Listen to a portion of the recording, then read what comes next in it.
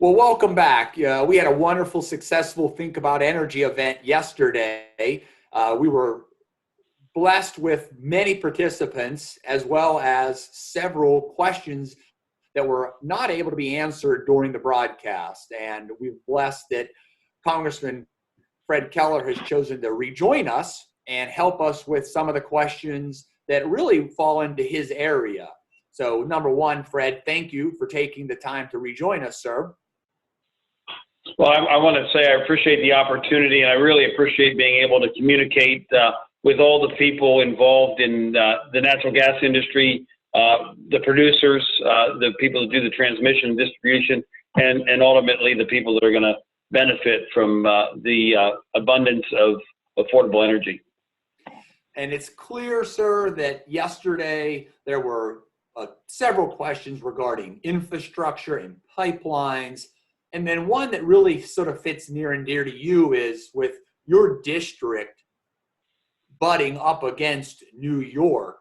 There was a lot of questions that came into the standpoint of, now that we see that Boston has to import natural gas from foreign sources, Russia, is there anything that you can share with us that is your view from Washington, D.C., that's being done to maybe help streamline, help force pipelines to get built? Because it's obvious that Pennsylvania, your constituents, would benefit that we can get this natural gas from Susquehanna County to Boston. So anything that you can share with us from your standpoint that you know that you're working on to help get these pipelines built? Yeah, that's actually a great point, George. And I just want to say that when we look at this, it's not only just helping our district, it certainly helps all of America when we talk about energy independence and not transferring U.S. dollars over to Russia and actors that don't support our values and our interests. And really, that's really what our message has been. And another thing that we're working on with any infrastructure bills, we're also looking at what we can do, as far as interstate commerce, being able to make sure that, and that's sort of how I've been looking at this and the things we've been looking into, to treat this like interstate commerce. It'd almost be like, if New York didn't want an interstate highway coming through, they'd say you got to stop Interstate 81 at the Pennsylvania border and you can't come across, up to Binghamton. You got to stop there just north of Scranton. It's not practical. And when we're talking about infrastructure, we're not just talking about roads and bridges. We're talking about all those things you don't see too, which is pipelines. And so our discussion has been on what we do to make sure that this is included in any infrastructure project as far as pipelines. Been a huge, got a lot of support for that. And then also looking at some of the avenues, because I know there was some court decisions and things going on, but looking at what this is for interstate commerce, which is certainly within the purview of the federal government to make sure that we have states that allow that commerce to happen freely between states and across our borders. So those are the things we're really pushing for, to try and make sure that our natural gas gets used rather than Russian natural gas in New England. Yeah, well, it needs to say we appreciate that, because, again, there definitely needs to be that coordination, that mandate from D.C. that, again, states cannot stand in the way solely to block development, especially at a time when you may have a manufacturer who can create or manufacture a ventilator in New York, yet they're being held hostage and they can't get natural gas. So that is definitely something that we need to see happen. Congressman, I know there's another...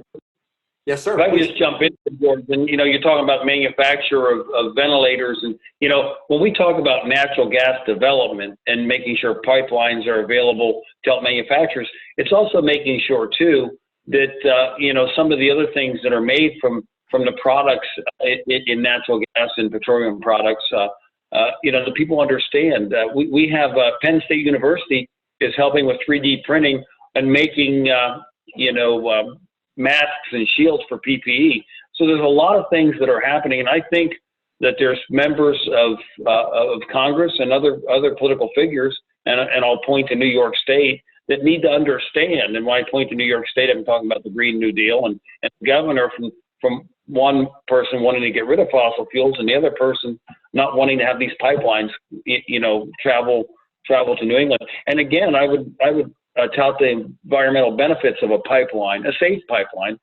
which I know everybody does very well. You're not continually expending fuel to transport this natural resource to where it's needed. Understood. A great point, and I appreciate you making that one. And again, as you are debating the laws proposed and hopefully enacted in DC, I know there is an effort for many of our industry to help see a new pipeline safety bill get passed. So again, something that we could use your assistance on getting that bill put forth.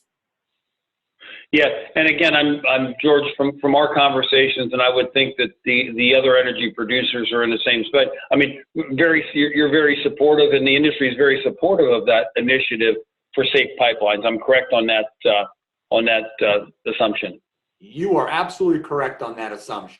It is paramount on our industry to move our product in a safe manner. We make certain that we're adhering to all the guidelines. We're sharing through the American Petroleum Institute API to make certain that standards are built and ensured to the highest quality. That's what we want to see put in to legislation that would require a safe pipeline and an integrated system. So yes, that is the effort that the industry supports, backs, and wants you to know that, again, we love knowing what the standard is and we love exceeding it. But again, the law would be putting forth the expectations and would be able to meet it. So any assistance you can provide as that bill makes its way through would be helpful also. Yeah, absolutely want to work on that. There's an important point I want to point out to people when we talk about natural gas and moving it. I know a lot of people talk about, leaks and, other things, and they seem to think that the natural gas industry doesn't care about when the gas leaks into the environment. You care very dearly, because that's just like letting dollar bills leak out of your pipeline. So, again, the thing that natural gas companies, at least in my mind, would be is you care very, very deeply about the standards. One, you want it safe because it's a product you use. Your employees, the company, is in these communities, so you want the communities safe. You want to make sure that the maximum amount of gas gets delivered to where it's going to be used, and so that those profits from every bit of that gas come back to the company. And I want to make a point, if I may, that the people that own natural gas companies and so forth are the people that go to work every day, not just for the natural gas companies, but people that invest in their 401k and their retirement accounts. So I think it's an important point to know how this all fits together. And I really appreciate, the opportunity to communicate these things, because I think there's some people that don't understand that the success of a gas company is many things. One, it's affordable energy for people, and we want to make sure we help people that on lower income scales, they can afford energy, which means if it's not expensive, they have money for other things. It helps people's retirement accounts because they're invested in these companies, and it helps the communities and the people that work there with family sustaining jobs. And the reinvestment that I've seen Cabot do in Susquehanna Career and Technology Center, you guys are helping with the CDL school, things that might not even just come back to the natural gas industry, but our community as a whole. And I really appreciate the work that's being done by Cabot, other energy producers, just in all those areas.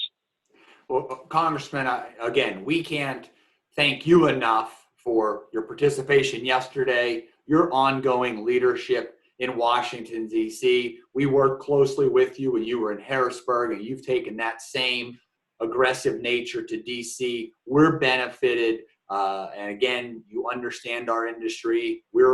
Our goal is to make certain we stay in front of you with concerns and any pieces of legislation we see necessary. Appreciate your open door with us. Again, thank you so much. And now that you've had a chance to sort of just look at all of yesterday with your two colleagues, GT and Guy, I'll give you a last minute if there was something else that you wanted to add that didn't get addressed yesterday, And with that, we'll wrap up, sir. Yeah, again, I appreciate the opportunity. And I will say this about the delegation from my colleagues, GT, Guy Rathenschaller, and everybody, outstanding public servants. They understand what we need to do to work together from a national security point, from supply chain, just from our communities in general. And we're really fortunate to have them as part of our team. One other thing I did want to mention, and it's a big help, understanding the natural gas that's in PA 12, the work I've done in Harrisburg and have taken down to Washington, D.C., being a member of the House Energy Action Team, the HEAT team. I was very glad that the Republican whip put me on that, so that our issues that benefit not just northeastern and north central PA, but benefit our nation are in the policy discussion when it comes to, whether it's interstate commerce, whether it's trade with foreign nations, national security. Our energy interests are first and foremost. And again, as part of the HEAT team, we've actually had some input when we had some of Saudi Arabia and Russia trying to destabilize the energy market, and the president and being able to negotiate those agreements with OPEC plus, but really to make sure that our energy industry remains as strong as it was and continues to flourish. So thank you for the work you do. I appreciate the partnership very much. Needless to say, it's our pleasure. It's obvious that you do take the opportunity to think about energy. You've come back on to answer questions. We will look forward to having you on future events like this. And again, we're going to do all we can to continue the conversation about energy, the importance of it, how it underscores our economy. Thank you, Congressman, and thank you for all those that wrote in your questions. It is our goal to be as open as we can with information, to get the information out. So again, thank you for joining us. We'll go off from here. Enjoy. Thanks.